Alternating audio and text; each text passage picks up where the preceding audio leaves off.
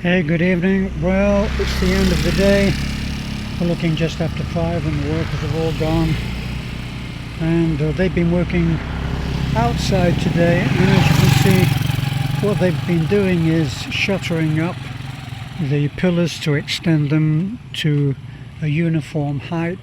It's going to change when it gets up there as the hill, as it starts to climb up that little incline, and that takes us by the White House there to the edge of our property. Well, same on here. Now what Filipinos are very, very good at is making these uniform and perfect squared off edges. So that's the strength of it, the brute force and ignorance. and they'll be going in after this, and they'll mortar those so that they actually look great. So that's a lot of work that's been going on. You can see how Filipinos try to get as much shade from the sun as they can. Put a little bamboo lean-to up there and got some shade from the tarpaulin. And this is our busy little road. Surprisingly, the traffic does not make a great deal of noise.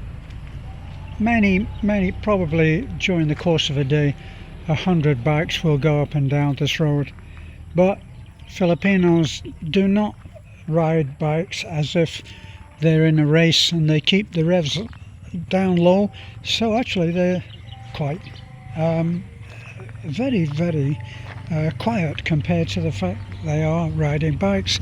So you can see we are at that point where once again we're making a mess. I really don't know why Filipinos cannot put the bags into an orderly place, but they don't. So some things you just have to accept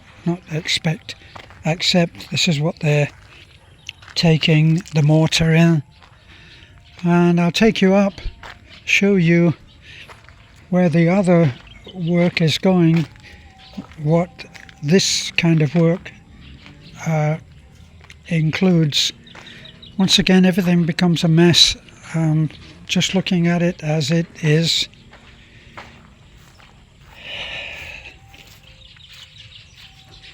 So there's the tyres that, for those of you who don't know what that is for, that's for the dragon fruit. This is the rebar. They put this rebar into the hollow centers. They punch those pieces of bamboo out so it's not segmented, and then they use this little thing here. They put that cross in, and then they stand that. Let me take you up on here. Once again, bags are thrown everywhere.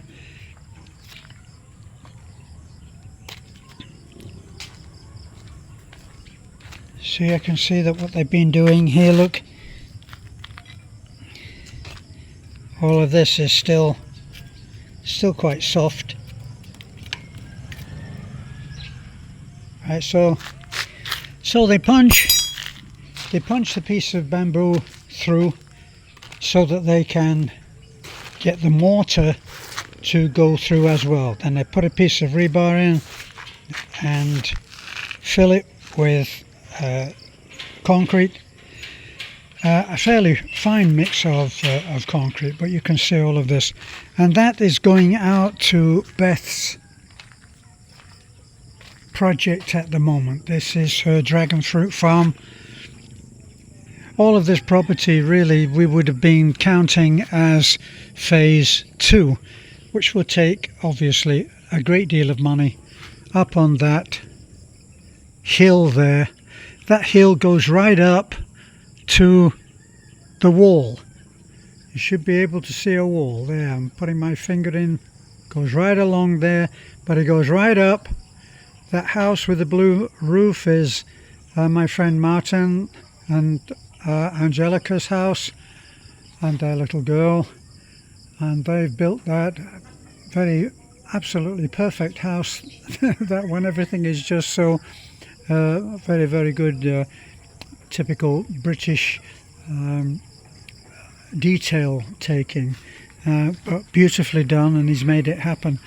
The house is fed by the road that comes down. It's all hidden by trees, but you can see a few of the pillars. Let me say 1, 2, and it goes right up and out to the road, which is where we've just been. All of this, a lot of work still to be done. We have to put in a pretty heavy duty retaining wall, which will go all the way along. There you can see the remains of what used to be a retaining wall, but which was a complete and utter failure, because unbeknownst to us, when it was being built, they didn't put a footing in, so when we got heavy rain, took that part of it down. But all of this is to give another, I think, at least another 100 or so for the dragon fruit farm, which will take it up on to the hill. Best vision for that is to have all of those posts. The posts that you can see, look, whether you can see it, maybe on Zoom, you'll see that all of those posts are these pieces of bamboo dug into the ground and then topped with the little motorcycle tire with the cross, which enables it to sit on top of that those posts. And that's where the support will be for the dragon fruit. It goes in, looks for all the world like a cactus, and it grows very fast. Beth believes that certainly within possibly 6 to 9 months she's going to have her first harvest. Let's hope that that's exactly what happens. So there's the outback of our house. Unfortunately, every time that we do have work done an extra, one little part gets made nice, and in doing so another mess is made. It's the way it goes. Now this is actually the transformer under the blue tarp, and we secured it rather over the top because that was for the Typhoon, which was a few weeks ago, 2, maybe 3 weeks ago. It's still in its frame for safety and security, so that it doesn't get damaged. Now we're actually trying now, we're scraping the money together now, and we're almost there, and we're going to have this installed. This is a transformer for supplying enough juice, enough electrical power to our inn. This is the inn part of our project. There are 6 rooms, one of which is a double room, a suite, and in order for every one of those rooms to be able to switch on all the power, all the lights, all the refrigerators, all of the AC units at the same time, we have to have our own transformer, which we paid for ourselves. We bought that. You may have seen the video where we went down to the port and picked it up in my truck, and it will go somewhere just down the road a little, and we're looking at buying some supports in the morning. So I have Friday, I have my usual meeting. I meet with my friend who is from the UK. He had a different life to me, Michael.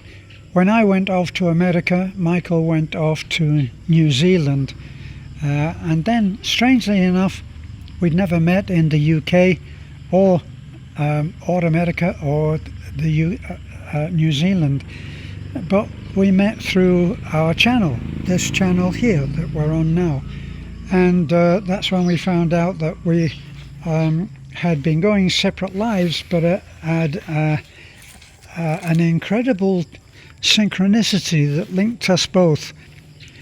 We were born just a few miles from our birthplaces, were just a few miles apart, and he knows all of the places that I do. In fact, more, because he's got a much better memory for details and history than I have.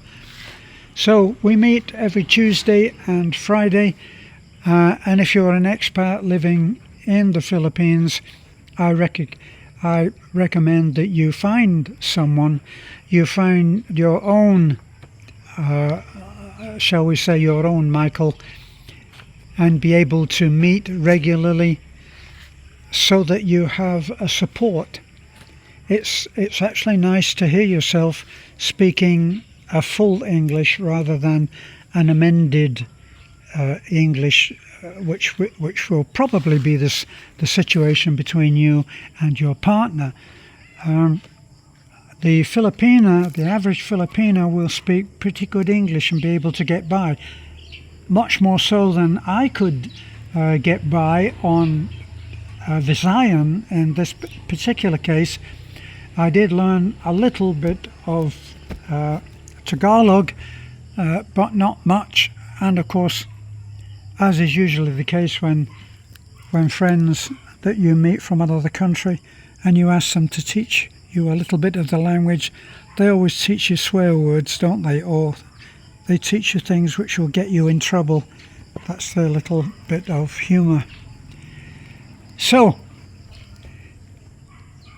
what you will find is that your full vocabulary, which you were quite accustomed to using when you were in the country of your birth or of your choice in another time, like I lived for many years in America, and I am a naturalized American now, or as they would always say in America, you're never just American. You're either African American or, in my case, British American, which is fine by me. I love that country, and even though it worked out better for me financially and in many other ways to come and live here, I still feel the same about America. Probably the most important country, nation in the world for world peace. It will all come from there, is my own personal opinion, by the way. Well, that's our house, and we are still working on it, of course.